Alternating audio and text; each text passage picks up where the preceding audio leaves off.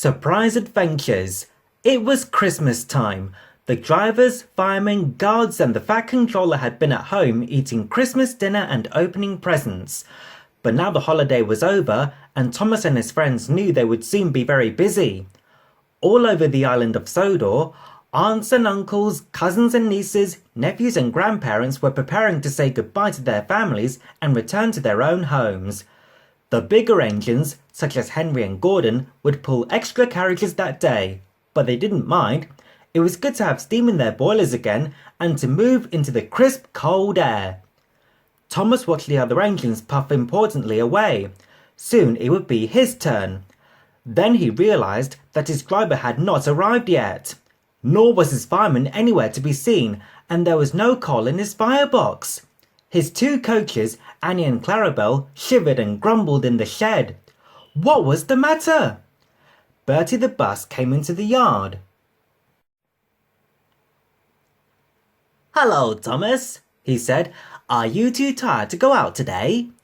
By this time, Thomas was feeling cross. "Of course I'm not too tired," he replied. "I'm waiting for my instructions. In fact, I've been waiting for hours. It's not good enough. When I see the Fat Controller, I shall say so." "Thomas," said Bertie. But Thomas wouldn't stop to listen. "I didn't mean to crash into the station master's house last year when he was eating breakfast, and I've already promised that I won't fall down a mine again, so why doesn't he believe me?" "Thomas," said Bertie, "there's something I think you should know." "Just wait till I see him," finished Thomas. And then Thomas did. The Fat Controller, wearing a brand new hat, stepped off the bus. "I did try to warn you," whispered Bertie. Thomas was sorry he had been so cross. Would he be in trouble again? But the Fat Controller did not appear to have heard him complaining. "Good morning, Thomas," he said, smiling. "Did you have a good rest over the Christmas holidays?" "Yes, thank you," said Thomas. "I'm glad," said the Fat Controller, "because I have important work for you." Thomas was pleased. "With all the bad weather we have been having," said the Fat Controller, "a lot of Christmas mail has been delayed and will be arriving from the mainland this evening. Percy will be waiting at the depot, but he won't be able to pull the mail train on his own. I think he could do with some help. This afternoon, I would like you to go to the mail depot. The postman will be waiting for you and will load sacks of letters and parcels into Annie and Clarabelle." Thomas was very proud. He had never been given so much responsibility. His driver and fireman reported for duty, and by early evening, they arrived at the depot. The postmen were waiting for them, just as the Fat Controller had said they would be. Percy was very excited to see his friend and challenged him to a race. "Oh, I don't know," said Thomas. "The mail is too important to take risks." "Don't worry," said Percy. "I know the route as well as I know my own buffers." When all the mail was loaded and his driver had been given instructions as to where to deliver the mail, Thomas started to leave. "Can't catch me!" shouted Percy, and he rushed out of the depot. Unfortunately, the cold weather had iced up the points. Percy slid over them and came off the rails. "Oh no!" cried Percy. "What are we going to do now?" said Thomas. One of the postmen telephoned the Fat Controller at home. It was very late, and the Fat Controller was just about to go to bed. Nervously, the postman explained the situation. As he finished, he said, "So I'm afraid Percy has been rather naughty. What do you think we should do?" The Fat Controller was still in a good mood after Christmas. "I won't be able to arrange a crane until we are less busy. Tell Thomas he would have to do his best to deliver all the mail himself. As for Percy..." The Fat Controller started laughing. "Accidents will happen, I suppose. Ho, ho, ho, ho!" Percy was glad that the Fat Controller was not angry with him. "I'm sorry, Thomas," he said. "Will you be able to manage?"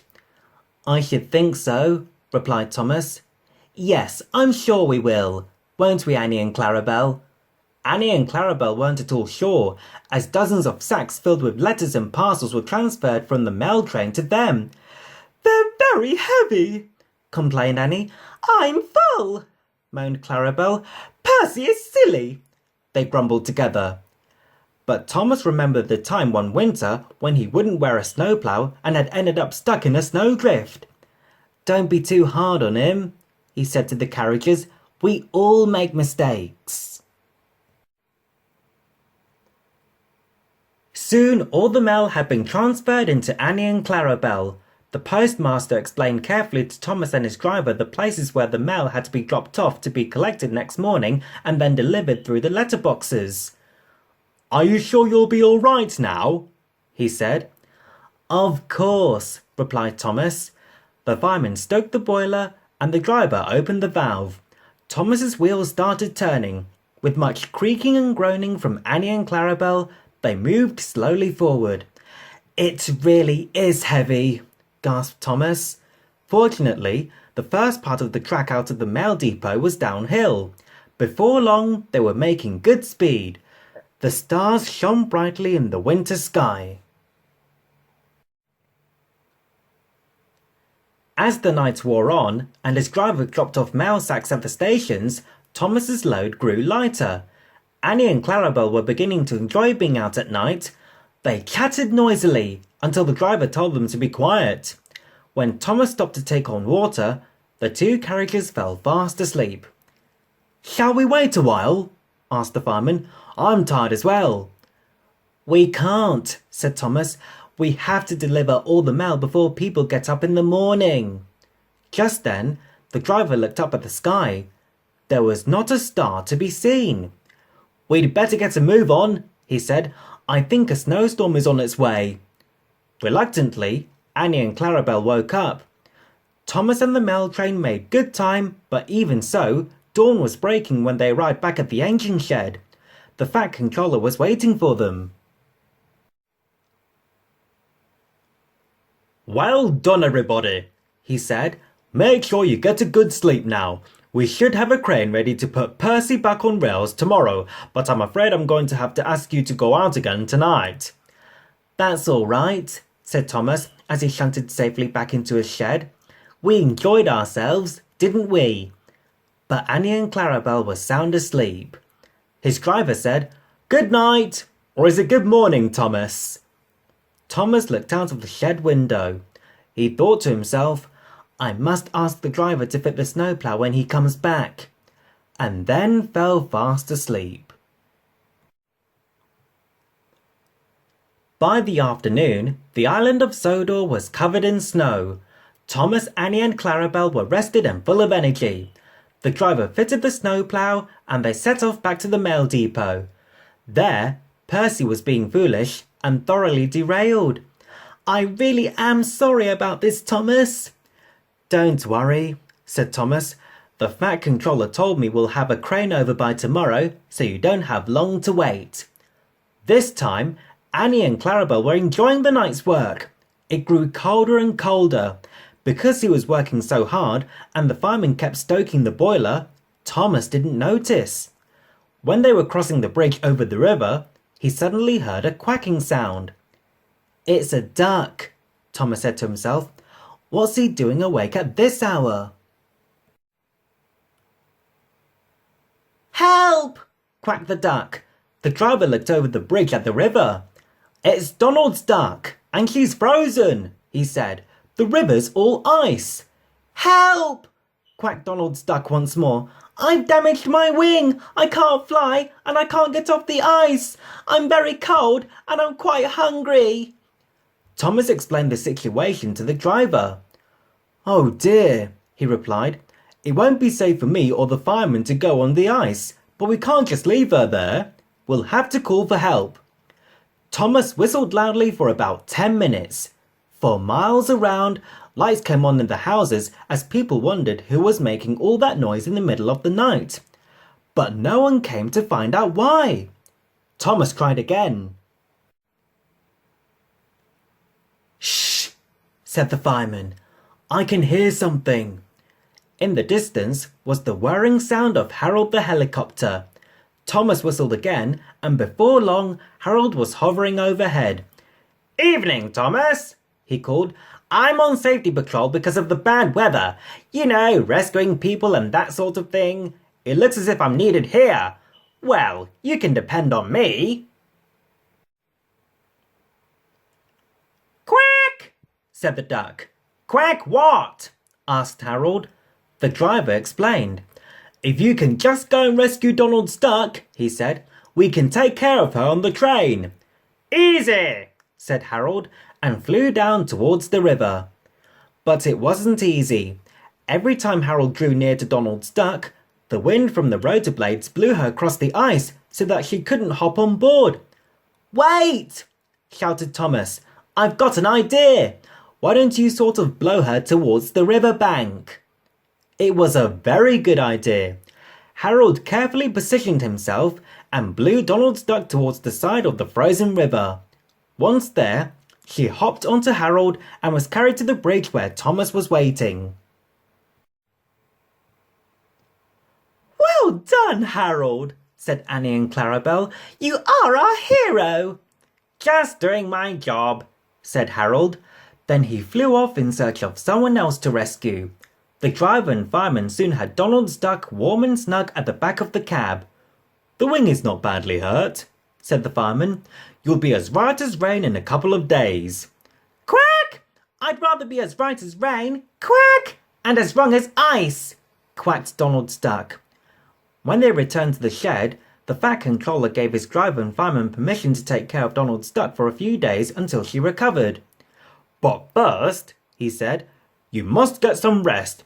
You've all worked splendidly and helped us out of a difficult situation. I'll tell the others not to disturb you until you've had some sleep." But they had very little sleep that day, and for the next 3 days. Donald's duck would not stop talking. She talked about this, and she talked about that, or she talked about nothing at all. She was having a quacking good time, and she wanted everyone to know about it. Quack! All the engines and carriages liked her very much, but they were pleased when the ice melted and Donald's duck flew back to the river. In no time at all, spring had arrived. The Fat Controller told all the drivers, firemen and guards to sweep out the shed and to give the engines and carriages a good spring clean. The engines like spring, but look forward to summer most of all. Then in no time at all, summer arrived. As there were so many holiday makers travelling, there were 7 carriages waiting for Thomas to take to Gordon the big blue engine. But Thomas's driver had not taken on enough water. The only engines not pulling carriages were the young twins, Bill and Ben. They weren't fully trained yet and spent their days working in the quarry with the trucks. Bill and Ben didn't work together very well. One would say, "Push," while the other would shout, "Pull," so nothing would move. The Fat Controller called them over. "Thomas needs to go to the water tower. You must take him there." Bill and Ben were so happy they had been given a grown-up job at last. Bill and Ben proudly escorted Thomas from the water tower back to the shed where the carriages were waiting. Now they had learned to cooperate, it didn't take them very long to move the carriages into position for Thomas to be coupled up in front of them. "Oh, Thomas," they said, "you do look smart. Do you think you could ask the Fat Controller if we can go with you to Gordon Station?" Thomas's driver went to see the Fat Controller.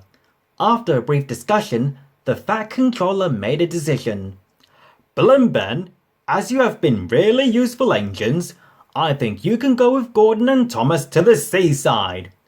Soon the little twins were cheerily chuffing down the line behind Thomas and Gordon on their way to the seaside. What an adventure!